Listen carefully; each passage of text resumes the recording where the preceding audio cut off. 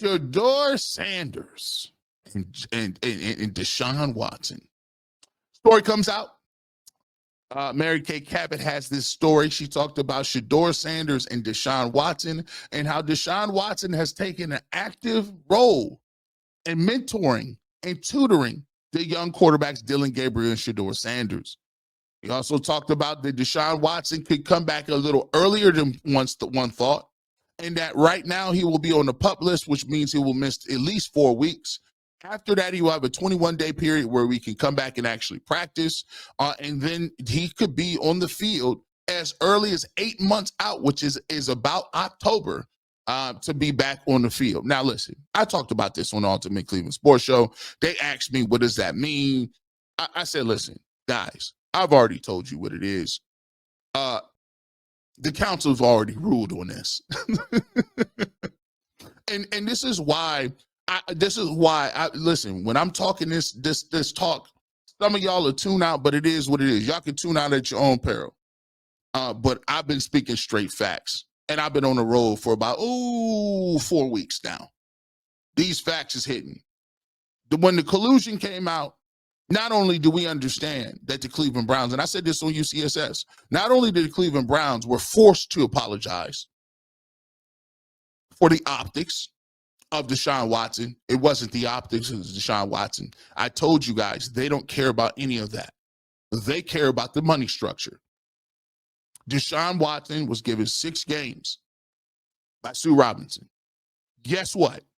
The league came back and overruled the judge and said, nope, 11 games. You know why?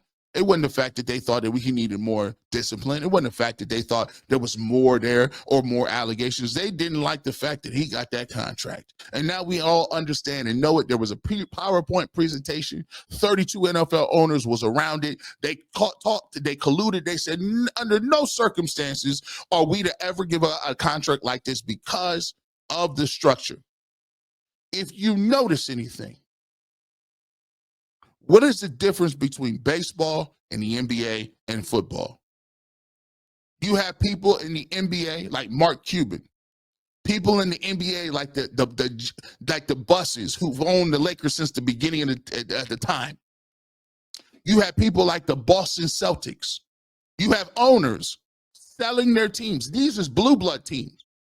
This is the Celtics and the Lakers. Mark Cuban got more money than just about everybody. What does it tell you when they're selling? They're telling you that, look, this is getting a little bit too, shall I say, risky for my blood. I'm going to fold. You got guys not being able to make payroll. You paying Jason Tatum $300 million. And you paying Jaylen Brown $300 million. That's $600 million between the two of them.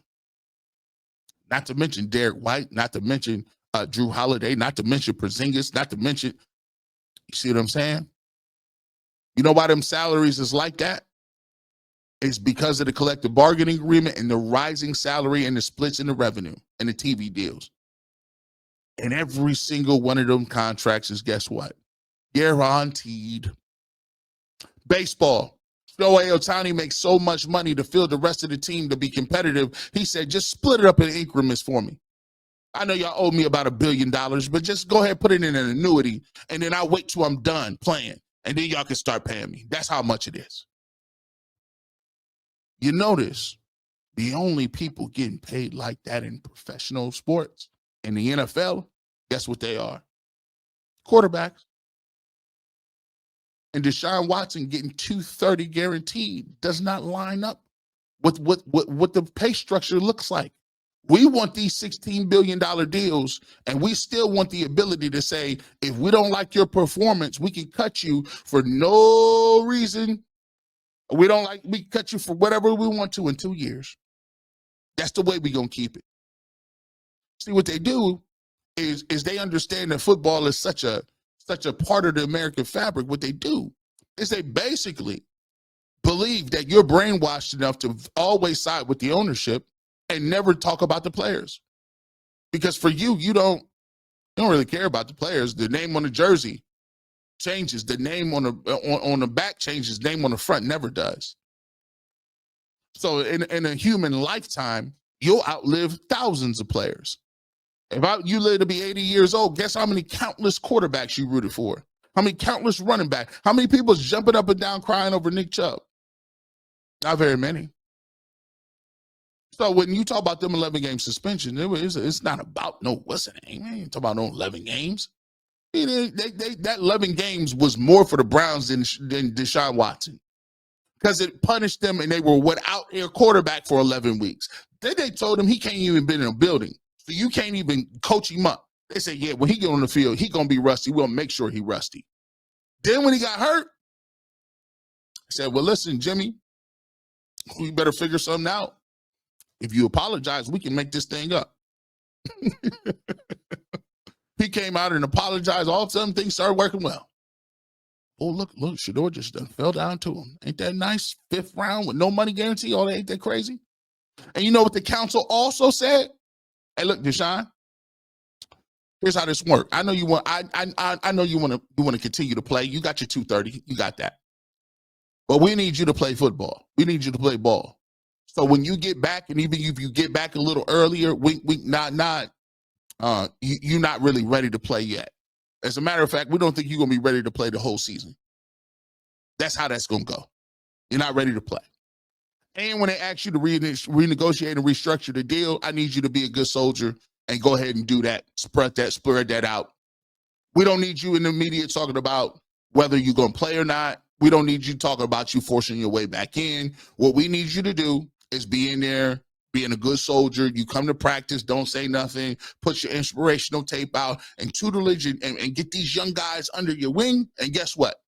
One of the 32 teams will give you an opportunity to play. We don't know which one that is going to be yet, but the council will meet and we'll learn.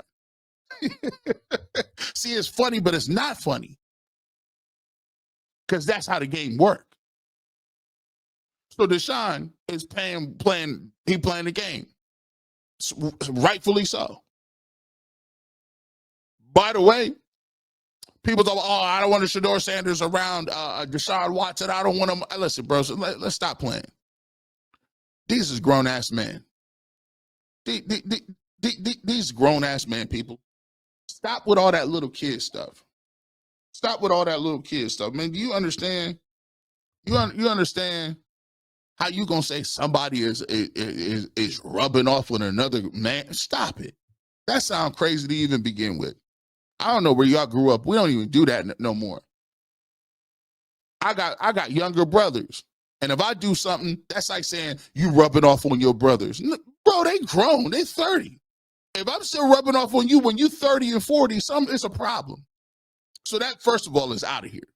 Second of all, I explained this today on the show.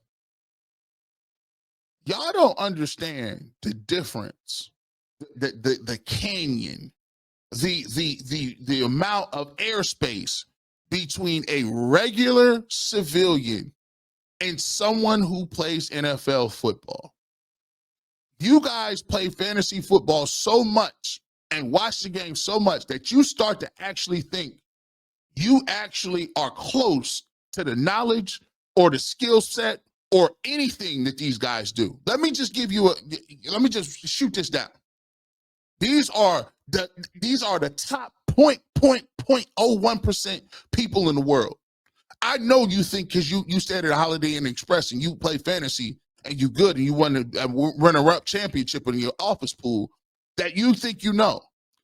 Deshaun Watson has genius level intellect when it comes to football. Let me just give you this. Most of them do. Even to be a guy like Johnny Manziel, who does not study at all and was either drunk or high, for him to even be able to take snaps means that he's highly, highly, highly intelligent enough to even be able to get in a huddle, call a play, and throw the football, whether or not it got intercepted or not. So for people to act like, because Deshaun Watson struggled to play, that he doesn't know football, doesn't know what plays or what you're looking at or your landmarks or all of that stuff. At bare minimum, He's a national champion. At bare minimum, he's a first-round pick. At bare minimum, he's been a Pro Bowler. At bare minimum, he led the league in passing. At bare minimum, the dude has been highly successful. So the notion that somehow y'all is laughing and joking, and I get it, like people still doing like y'all think y'all be, and I would hope you're a little funnier. There people still doing massage jokes and all that other good stuff. That listen, I get it. You were never funny before. You're probably funny not now. But the reality of the situation is when you go into these rooms and you go into that room and you got Dillon Gabriel or Shedeur Sanders, Deshaun Watson can either give him what he's looking at, what he did wrong. He can go on film and break his film down and say, listen, this is what I did wrong and why I threw an interception. Don't make the same mistake as me. And that's not even talking about off the field. He got a wealth of knowledge he could talk about off the field. Maurice Claret is one of the greatest right now moving. He's one of the highest paid motivational speakers of all time right now. You know what? He never played it down in the NFL. He goes to Connecticut. He goes to these other places. He goes all across the country to talk to youth about not doing the same thing he's done. That's not funny. I go to prisons all the time. And people that got life sentences will sit there and say, you know what? I ain't never going to get out. But if I could keep people from coming in here and being next to where I'm at, then my life has some sort of meaning. Deshaun Watson can tell Shedeur Sanders what to do and things not to do. And for a lot of people on the internet, it's just like, it used to like hit me like, man, why people say the stuff they do? And then I just had to, as you get older, you have to sit back and realize that a lot of people have never been around one professional athlete, let alone multiple.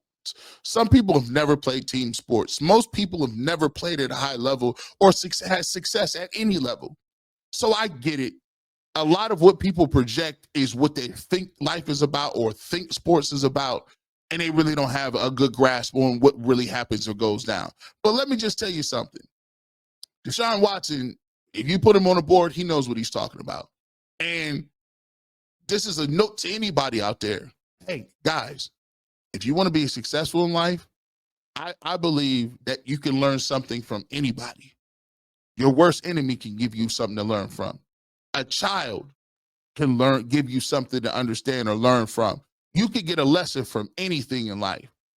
Don't be so short-sighted and immature as enough to not understand that when you're talking to people and you have people who have experiences, it's all about you to find any sort of meaning in their ups, their downs, whatever they're telling you, and then you incorporated that into who you are.